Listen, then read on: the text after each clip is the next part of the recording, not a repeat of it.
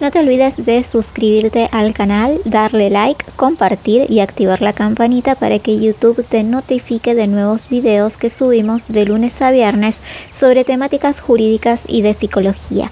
Muchas gracias por hacer crecer nuestro canal. Ahora sí, vamos al tema de hoy. Epistemología. Seguimos en el tema 2, el sujeto de la ciencia, y ahora analizaremos el texto de la doctora Leticia Minot llamado La ventana de Alberti y el sujeto cognitivo. El artículo examina la influencia de la perspectiva artística, específicamente la ventana de Alberti, en la conceptualización del sujeto cognitivo dentro de la filosofía y la epistemología. Minot argumenta que la metáfora de la ventana de Alberti no solo ha sido utilizada en el ámbito del arte, sino que también ha permeado en la forma en que entendemos el conocimiento y la posición del sujeto en relación con el objeto conocido. Los principales puntos del artículo son los siguientes. 1. La ventana de Alberti como metáfora. La técnica de perspectiva lineal desarrollada por Leon Battista Alberti en el Renacimiento, conocida como la ventana de Alberti, se utiliza como una metáfora para entender cómo se conceptualiza al sujeto cognitivo en la filosofía moderna. Esta metáfora implica que el sujeto es un observador externo y separado del mundo que observa, similar a un espectador mirando a través de una ventana. 2. Impacto en la epistemología. La perspectiva disyuntiva que sugiere de la metáfora de Alberti se traduce en una separación entre el sujeto y el objeto del conocimiento. El sujeto es visto como un ente aislado que no interactúa directamente con lo que observa.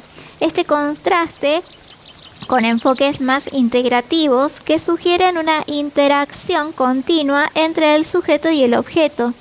3. El sujeto en la epistemología moderna. Filósofos como Wittgenstein han sugerido que el sujeto epistémico no puede ser parte del mundo que observa, similar al ojo en la ventana de Alberti que no puede ser visto dentro del cuadro. Esta perspectiva ha llevado a una separación del sujeto cognitivo, quien conoce, del sujeto ontológico, quien existe, enfocándose en el primero, es decir, en el sujeto cognitivo, como un proceso interno y abstracto. 4. La máquina cognitiva. La modernidad ha tratado de mecanizar la capacidad humana de conocer, viendo al sujeto como una máquina cognitiva. Este enfoque se refleja en los modelos de inteligencia artificial y en las aproximaciones computacionales al conocimiento. 5. Eliminación del sujeto en el conocimiento científico. Según Molinés, algunos enfoques epistemológicos eliminan la necesidad de un sujeto cognosciente distinto del objeto conocido, sugiriendo que el yo es solo un constructo derivado en un estadio avanzado del sistema.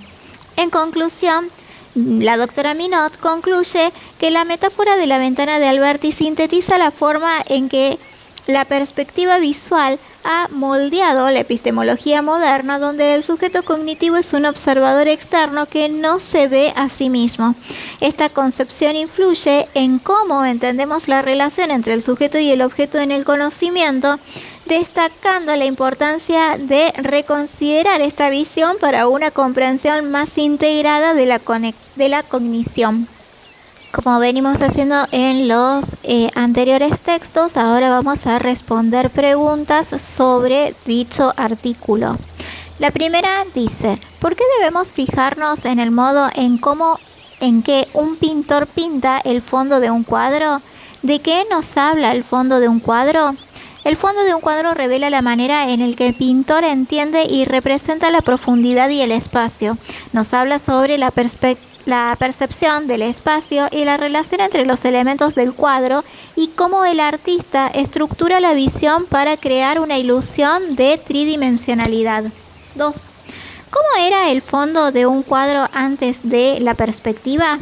Antes de la perspectiva, los fondos de los cuadros eran planos y bidimensionales, sin una representación realista de la profundidad. Los objetos no se escalonaban correctamente según la distancia y no había un punto de fuga que unificara el espacio. 3. ¿Qué manifiesta la perspectiva? La perspectiva manifiesta una manera de representar el espacio tridimensional en una superficie bidimensional, creando una ilusión de profundidad y realismo. Establece una relación matemática y geométrica entre los objetos dentro del cuadro. 4. ¿Cuál es el problema al que se enfrentaron los pintores del Renacimiento? Los pintores del Renacimiento se enfrentaron al problema de cómo representar de manera realista la profundidad y el espacio de en sus obras. La solución fue desarrollar la técnica de la perspectiva lineal para crear una ilusión convincente de tridimensionalidad. 5. ¿Qué conexión hay entre lo óptico, pictórico y lo epistemológico? La conexión radica en cómo la perspectiva visual y la representación artística influyen en las teorías del conocimiento. La forma en que vemos y representamos el mundo pictóricamente afecta nuestra comprensión de la realidad y nuestra manera de conceptualizar el conocimiento. 6. ¿Qué es el jardín Two Players? ¿Cuál es su función y por qué se lo compara con la realidad virtual? El jardín Two Players es una técnica artística que crea una ilusión de realidad tan convincente que engaña al espectador para que crea que los objetos pintados son reales. Su función es desafiar la percepción del espacio. Se compara con la realidad virtual porque ambos crean entornos inmersivos que simulan una experiencia real. 7. ¿Qué relación hay entre ilusionismo y técnica de perspectiva? El ilusionismo y la técnica de perspectiva están relacionados porque ambos buscan crear una representación convincente de la realidad. La perspectiva es una herramienta para lograr el ilusionismo, ya que permite a los artistas crear una profundidad y realismo aparentes en sus obras. 8. ¿A qué se refiere con el contraste entre la visión monocular y la visión binocular? El contraste se refiere a las diferentes formas en que los ojos perciben la profundidad y el espacio.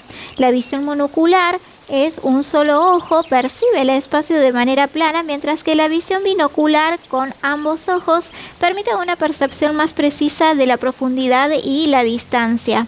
9. ¿Cuál era el problema respecto a la realidad visual?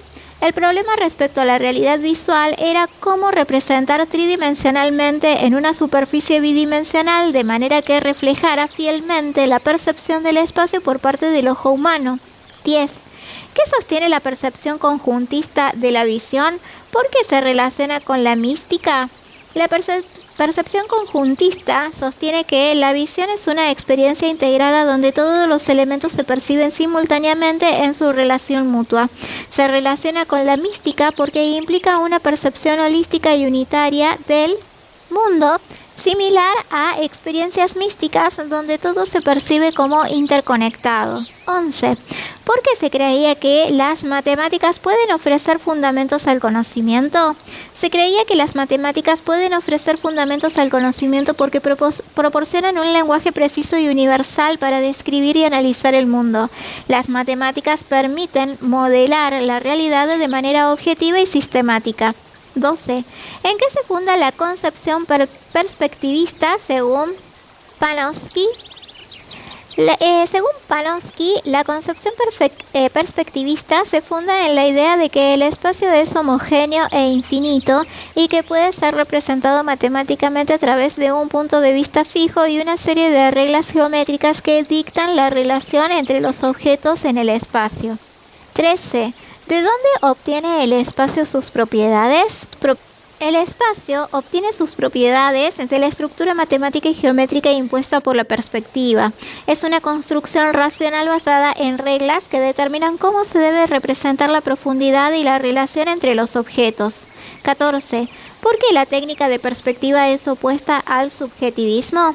La técnica de perspectiva es opuesta al subjetivismo porque se basa en principios objetivos y universales que buscan representar el espacio de manera uniforme y racional, independientemente de la percepción individual del sujeto. 15. ¿Por qué la vivencia inmediata desconoce la homogeneidad? La vivencia inmediata desconoce la homogeneidad porque nuestra percepción cotidiana del mundo está influenciada por nuestras experiencias, emociones y contextos. Entonces, La observación interna es inmediata, en contraste con la observación de las cosas del mundo externo, que se realiza desde la distancia. Esto implica que el razonamiento conjuntivista, que se basa en la inmediatez, no considera la homogeneidad del espacio, a diferencia del razonamiento disyuntivo, que es utilizado en el sentido epistémico del sujeto y que se enfoca en la separación y objetividad de los objetos observados. 16. ¿Cuál es la base del criterio de objetividad? La base del criterio de objetividad es la posibilidad de construir un espacio homogéneo y consistente, lo que permite que desde cualquier punto se pueda construir un objeto utilizando los mismos procesos constitutivos. Esta homogeneidad es la que garantiza que las representaciones en perspectivas sean coherentes y puedan ser entendidas y replicadas universalmente. 17. ¿Cuáles son los dos postulados de la perspectiva? Los dos postulados de la perspectiva son la homogeneidad del espacio y el uso de un punto de vista único para organizar el espacio. Estos postulados permiten crear una representación coherente y realista del espacio en una superficie bidimensional, facilitando la ilusión de profundidad y la percepción de la realidad. 18. ¿Cuál es el supuesto principal del conocimiento desde el siglo XIV? El supuesto principal del conocimiento desde el siglo XIV es la racionalidad, que se garantiza mediante la utilización de un ojo único e inmóvil. Este enfoque permite una representación coherente y objetiva del espacio, alineándose con los principios de la ciencia y la filosofía moderna. 19. ¿De qué modo el ojo único e inmóvil garantiza la racionalidad? El ojo único e inmóvil garantiza la racionalidad al proporcionar un punto de vista fijo y consistente desde el cual se puede observar y representar el mundo. Esta perspectiva asegura que las observaciones sean coherentes y replicables, lo que es esencial para el desarrollo de un conocimiento objetivo y científico. 20. ¿Qué provoca el paso de la concepción conjuntivista a la disyuntiva? El paso de la concepción conjuntivista a la disyuntiva es provocado por la necesidad de separar al sujeto cognosciente del objeto conocido. En la visión conjuntista, el yo y el objeto de conocimiento son una y la misma cosa, mientras que en la visión disyuntiva se establece una clara distinción entre el observador y lo observado, facilitando una mayor objetividad y precisión en el conocimiento. 21.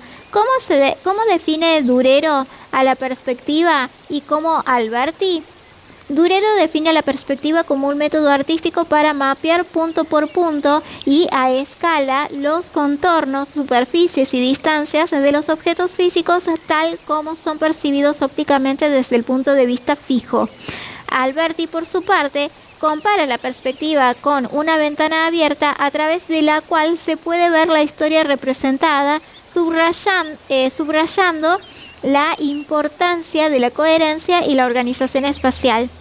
¿Por qué el espacio de la perspectiva no es el de la experiencia visual? El espacio de la perspectiva no es el de la experiencia visual porque la perspectiva lineal crea una representación idealizada y organizada del espacio, mientras que la experiencia visual es más inmediata y subjetiva, influenciada por la percepción y el contexto del observador. La perspectiva busca una objetividad que no necesariamente coincide con la experiencia visual directa. 23. ¿Qué comprende la modernidad? La modernidad comprende una visión del conocimiento y del mundo donde el sujeto, quien ordena la representación, no puede ser representado sin crear paradojas. Esto se ejemplifica con la idea de que el sujeto es un límite del mundo y no pertenece al mundo mismo, similar a cómo el ojo no puede verse a sí mismo dentro del campo visual. 24. ¿Qué implica que el sujeto y el objeto sean concebidos como separados? La separación entre sujeto y objeto implica que el sujeto es visto como una entidad idealmente desvinculada de los mundos natural y social. Esta concepción facilita la objetividad y el progreso de las ciencias al permitir una distinción clara entre el observador y lo observado, aunque en la actualidad se ve como un obstáculo. 25. ¿Qué diferencia hay entre el sujeto en sentido epistemológico y en sentido ontológico? El sujeto epistemológico se refiere al sujeto del conocimiento, el ojo que observa y representa el mundo sin poder representarse a sí mismo. En cambio, el sujeto ontológico se refiere al ser en su totalidad, incluyendo su existencia y naturaleza. La visión epistemológica separa al sujeto del objeto del conocimiento, mientras que la visión ontológica los considera en conjunto. 26. ¿Qué relación hay entre el sujeto epistémico y el ojo fijo de la ventana de Alberti?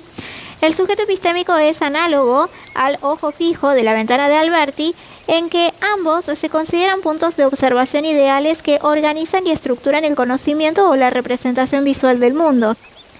Este sujeto epistémico es pensado como un proceso intrínseco, al igual que el ojo fijo, que no se puede ver a sí mismo, pero ordena la visión del mundo. 27. ¿Qué es el sujeto como máquina cognitiva?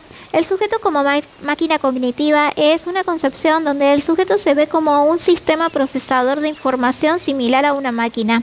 Esta idea refleja un enfoque en el funcionamiento interno y los procesos cognitivos del sujeto, destacando una visión mecanicista del conocimiento y la percepción. 28. ¿Qué sostiene la tesis de Choi-Chuch? Menciona las diferentes versiones. La tesis de Choi-Chuch sostiene que cualquier función que puede ser calculada por un algoritmo puede ser realizada por una máquina de Choi. Las diferentes versiones de esta tesis incluyen interpretaciones sobre la capacidad de computación de las máquinas en comparación con los procesos mentales humanos y su aplicabilidad en diferentes campos de la matemática y de la lógica.